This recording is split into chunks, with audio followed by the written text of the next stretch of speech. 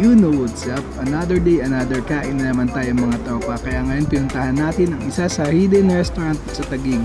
Ang pangalan ay Ama Filipino-Chinese Restaurant na matatagpuan sa Apubay, Taguig City. Unang dumating na ay ang kanilang complimentary house chips.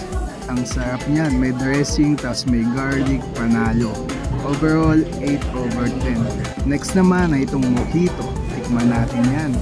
Okay din yung lasa niya, parang medyo kulang lang sa amats. Tapos next naman itong amaretto sour. Panalo din yan, medyo nasobrahan lang sa tamis. Unang dumating nga itong wonton noodle soup.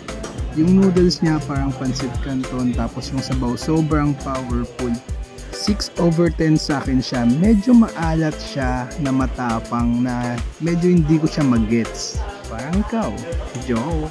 Next nga itong ating Angus ribeye steak. Ang sarap niyan, panalo yung pagkakaluto. Ang sarap din ng mushroom na side dish niya. Yung ginisa lang siya tapos may dressing. Ang sarap, panalo. Tikman natin.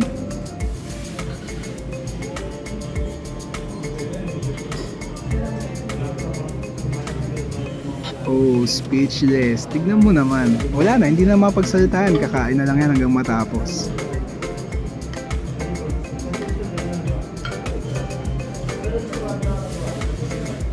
Next nga itong kanilang fish curry. Hindi ko na-imagine na babagay yung talong sa curry.